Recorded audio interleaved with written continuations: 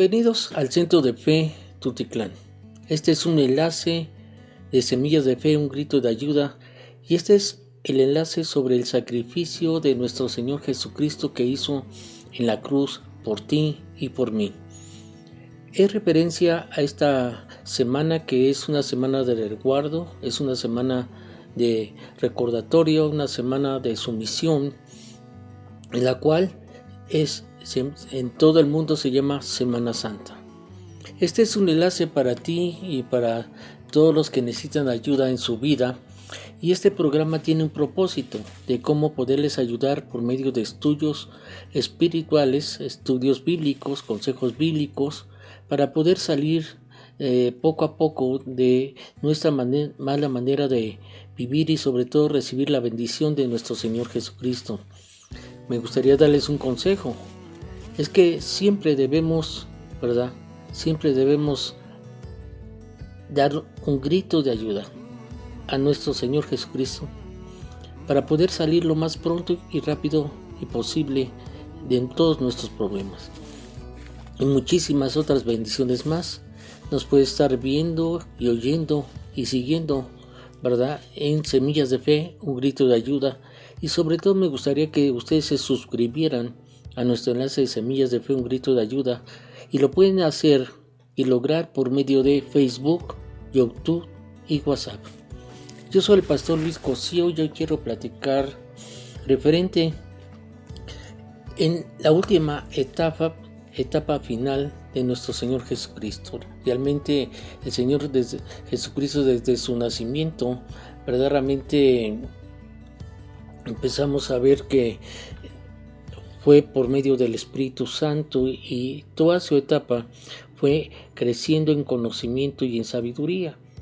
Y llegó el momento que ya a sus 33 años empezó a bautizarse y de ahí en adelante empezó a iniciar todo su ministerio. Y de ahí son 3 etapas y yo quiero platicar de la última etapa en la cual verdaderamente llega en todo el trabajo que se hizo. En este caso, en su entrada triunfal en Jerusalén, porque mientras Jesús y los discípulos se acercaban a Jerusalén, llegaron a la ciudad de Betfagé, en el monte de los Olivos, y Jesús mandó a sus 2 discípulos que se adelantaran y que fueran a la aldea que estaba más adelante, y les dijo: en cuanto entren verán a una burra atada junto a su cría, desátenlos a los 2 animales y tráigamelos. Y después, si alguien les pregunta, les dice a sus discípulos qué están haciendo, díganle nada más: el Señor lo necesita. Y entonces les va a permitir esta persona llevárselos de inmediato. Y así se cumplió, y así ocurrió, para que se cumpliese la profecía que decía: dile a la gente de Jerusalén, mira, tu rey viene hacia ti. Es una persona humilde y llega montado en un burrito, montado en la cría de una burra.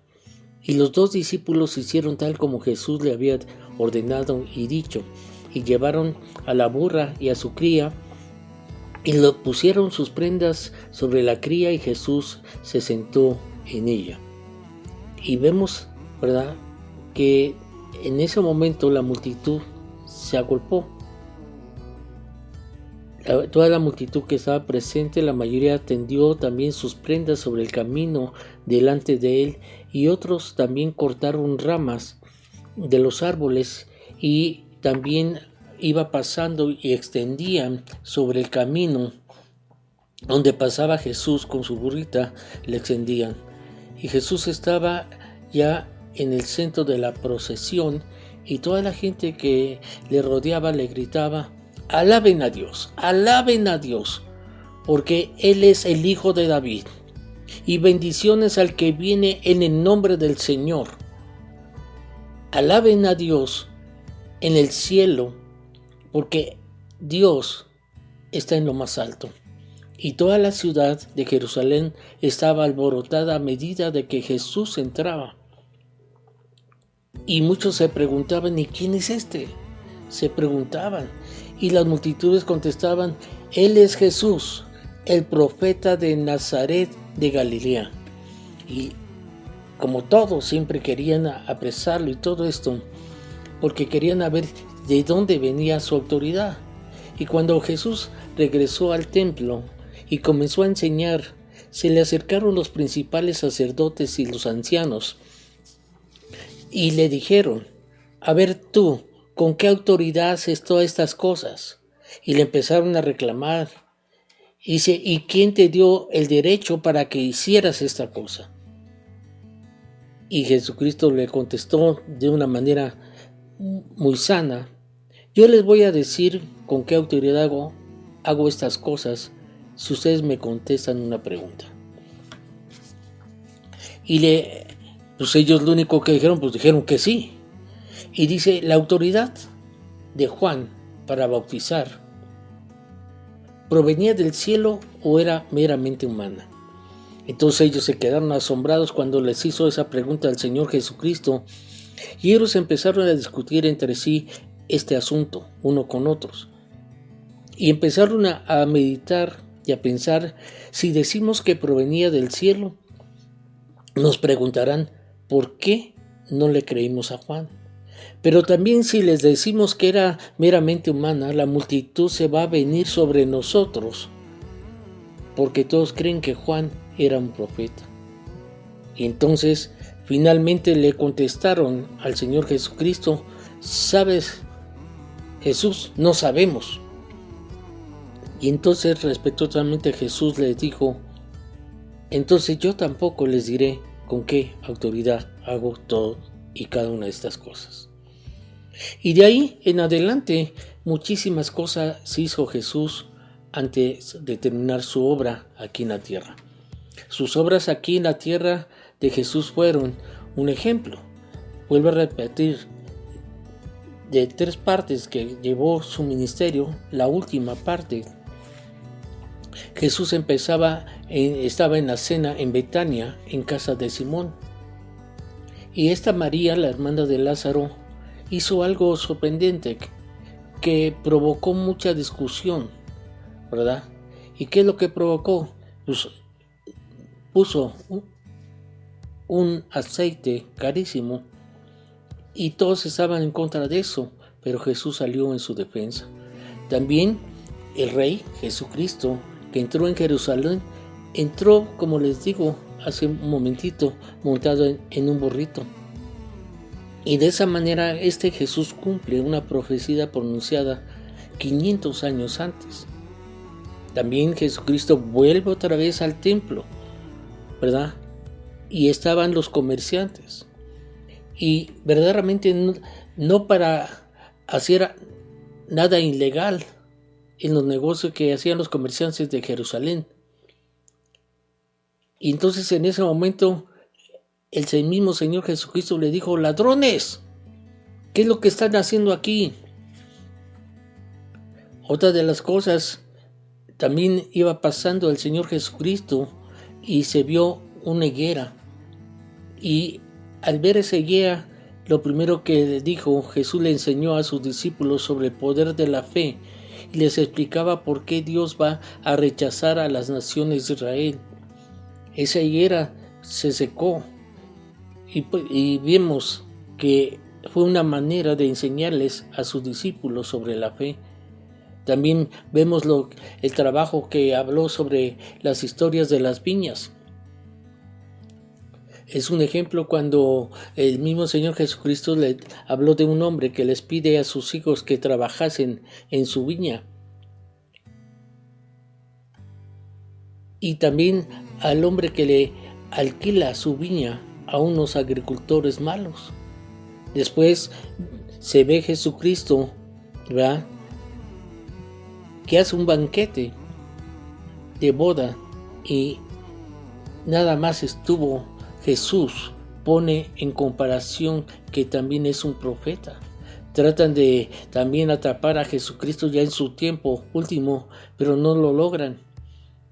Dejan sin palabras a los saduceos, a los fariseos y a los miembros de ambos grupos que se juntan para poderlo atrapar. Y luego le hacen la pregunta: ¿por qué no tolera Jesús las diferencias religiosas? ¿Por qué las condena? Y al último día de Jesús en el templo, utilizó un ejemplo de una persona ya muy grande, una viuda, que verdaderamente era súper pobre, y les enseñó una cosa, una gran lección, una enseñanza muy importante, ¿verdad?, sobre esta mujer, que ella dio todo para él. También en esos tiempos los discípulos le pidieron señal al Señor Jesucristo. Y la profecía de Jesús tuvo un cumplimiento inicial en el siglo I, que podremos también tener el cumplimiento posterior a mayor escala. Y una lección sobre mantenerse vigilantes. Les enseñó también a la gente, hablando sobre las 10 vírgenes. Quiso decir Jesús que la mitad de sus discípulos son insensatos y la otra mitad son prudentes. Otra de las lecciones que se deben de ser diligentes, hablando de los talentos. Mismo Jesucristo estuvo hablando en la parábola de los talentos y explicaba lo que significaba esta palabra que hablaba el Señor Jesucristo: a todo aquel que tiene se le dará más. También habló que Él mismo juzgará a las ovejas y juzgará también a las cabras. Jesús usa una parábola impactante para explicar que habrá un juicio que tendrá consecuencias eternas. Podríamos nosotros platicar a dónde se irían las ovejas y a dónde las cabras. Las ovejas son las que le siguen y oyen su voz, y las cabras son aquellas que son las rebeldes y que no se sujetan al Rey de Reyes y Señor de Señores. Aparte, ya se acercaba la última Pascua, y por eso es relevante que los líderes religiosos le ofrecieran a Judas exactamente 30 monedas de plata para traicionar a Jesús. Estaba también la última Pascua, y en la última Pascua Jesucristo le enseñó a sus discípulos, ¿vea?, referente a la tarea de ser un sirviente y que lo fueran realmente humildes. De ahí, juntos con sus discípulos, tomaron la cena del Señor. Jesucristo mismo estableció una conmemoración que sus seguidores debían llevar a cabo todos los años. También los mismos discípulos, al ver todas las circunstancias que estaban viviendo, empezaron a discutir quién es mayor, él o aquel. Y los apóstoles ya se les había olvidado la lección que Jesucristo les enseñó esa misma tarde. Y por eso Jesucristo dijo: ¿saben qué? Ya dejen de estar así. Yo lo único que les quiero decir: yo soy el camino, yo soy la verdad y la vida. Y Jesús enseña esta profunda verdad sobre cómo de llegar al Padre, porque Jesucristo es el mediador entre Él, nosotros, y el Padre Celestial que está en los cielos. Y dice: por eso ustedes deben de aprender a dar fruto. Ustedes deben de aprender a ser amigos míos. ¿Cómo puede dar fruto los discípulos de Jesús? Siéndose amigos, leales, íntegros. Y el Señor Jesucristo dice: esto no es fácil, pero sean valientes. Yo ya he vencido al mundo. ¿Y cómo es que Jesús venció al mundo? Fue con el poder del Padre, la ayuda del Padre, y él mismo aquí lo venció. Y el mundo es Satanás. Realmente Jesucristo tomó por eso la ocasión de enseñarles a sus discípulos, ¿verdad? Lo de la oración, que es una parte que Dios le dijo, sin ella no van a poder hacer nada. Y Jesús destaca que Él ha conseguido muchas cosas importantes. Una de las más grandes que Dios nos dio por medio de Jesucristo es nuestra salvación. Para eso Él vino, para salvar a toda la humildad. Y por eso dice aquí en la palabra del Señor que Él ora a su Padre en momentos de gran angustia.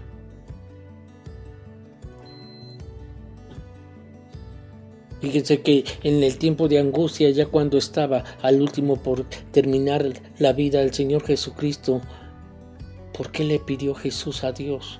Aparta de mí esta copa. La pregunta, podríamos decir, ¿está renunciando a su misión de entregar su vida para rescatar a la humanidad? No. Sino era ya toda la trascendencia en la cual había estado viviendo, ¿verdad? Y vivía en angustia, en desesperación, porque aún así uno de sus mismos discípulos lo traicionó. ¿Y quién fue? Judas. Y de ahí empezó todo, se empezó a caer. Y así lo veía la gente cuando fue arrestado Jesucristo. Judas lleva a todos los del gobierno. Y ya de noche, cuando él lo vio, se acercó y lo besó. Y realmente de ahí, la secuencia en la cual tiene en conocimiento Jesucristo con sus discípulos, dice: yo ya me voy, pero no los voy a dejar solos. Me voy porque voy a preparar lugar para ustedes. Pero ¿cómo te vas a ir? Le empieza a decir. Es que tiene que suceder así. Y empezamos a ver que cuando le dices: ¿a dónde vas? Yo también voy contigo. Le dijo Pedro, le dice el Señor Jesucristo. Pedro era un hombre de fe. Pedro era un hombre de devoción. Pero ¿cómo pudo Pedro darle la espalda tan rápido a Jesucristo cuando lo negó? Ya cuando fue arrestado, lo llevaron al Sanedrín, y en el Sanedrín lo juzgó, ¿verdad? Los líderes religiosos judíos, y le estaban diciendo que Jesucristo tenía intenciones asesinas. Y al ver que no funcionaban, lo enviaron a Pilato, y Pilato, lo más tremendo, que Pilato como Herodes consideraron inocente a Jesucristo. ¿Acaso no tiene él autoridad para hacerlo? Dice. Pilato declara: miren a este hombre. Vean qué extraordinarias cualidades manifiesta Jesús. Y de ahí, por falta de creer en él,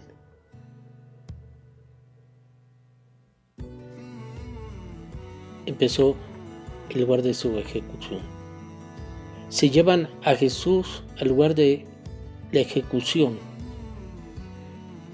Y Jesús les dijo a algunas mujeres que no deberían de llorar por él, sino por ellas mismas y por sus hijos. Empezamos a ver la humildad y el amor que tenía él. Sabía que tenía que irse, pero iba a estar en un lugar mejor.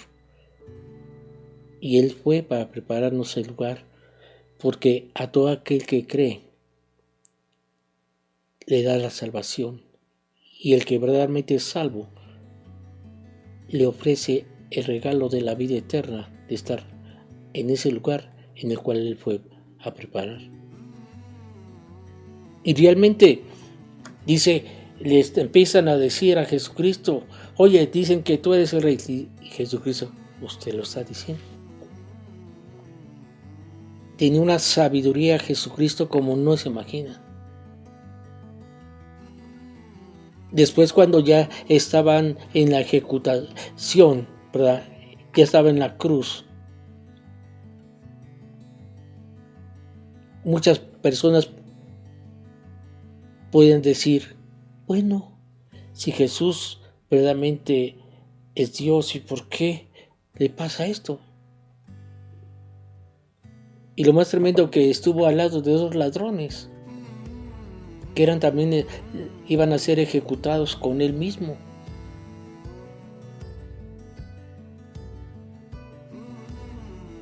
Un ejemplo, uno de ellos dijo, ¿qué mal hizo este hombre para que estuviera en la cruz? Nosotros sí hemos hecho mal y lo merecemos, pero él no lo merece. Se acerca y le dijo a Jesucristo, Señor, te pido de favor que me permitas estar contigo ahí en tu reino. Y verdaderamente vemos que al momento le dice, estarás conmigo en mi reino. De repente muere el Señor Jesucristo en la cruz. Después, varias personas que estaban ahí, entre ellas estaba María, estaba Juan, estaban varios de los discípulos, porque otros no fueron, corrían por miedo. Los mismos en su tiempo cuando estaba crucificado, los mismos del ejército, los mismos que estaban ahí empezaban a jugar con sus propias vestimentas. Otros les escupían, otros decían, si eres Dios, ¿por qué no te bajas? Y se burlaban de él.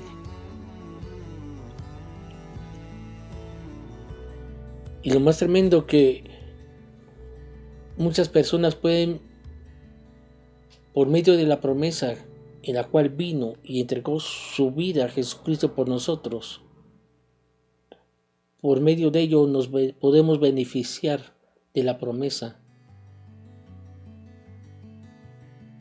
para que no seamos ejecutados y lanzados al abismo. Y aquí hay la parte complementaria en la cual vino el Señor Jesucristo, es para salvarnos de toda la ira de Dios. Mucha gente al principio pues todos lo verían por igual, pero la mayoría después, cuando Él murió en esa oscuridad, ¿verdad?, empezaron a entender que verdaderamente Jesucristo era Hijo de Dios. En ese tiempo, en la oscuridad, de repente se vino un terremoto. Dice la palabra del Señor que la cortina del templo se rasgó en dos. Después de ahí, tomaron su cuerpo y lo fueron a enterrar. Y después de ello, estaban dos policías, o podríamos decir dos del ejército afuera, o tres, estaban vigilando que la piedra no se moviera. Al preparar su cuerpo, como todos antes, lo ungían con aceite. Y era lo que querían María, su madre,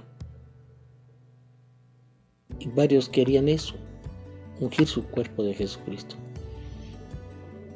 Y fueron al otro día y ¿qué crees? La tumba la encontraron vacía. ¿Y qué significa que la tumba estaba vacía? Que Jesucristo está vivo. Jesucristo está vivo. Amén. ¿Por qué? Porque empezamos a entender que Jesús está vivo, es porque resucitó.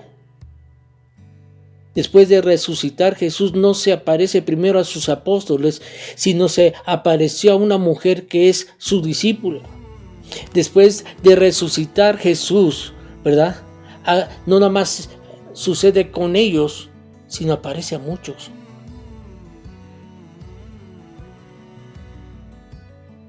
y después se aparece a sus discípulos. Como les demuestra Jesús a sus discípulos que ha resucitado, tienen un encuentro. Jesucristo con ellos.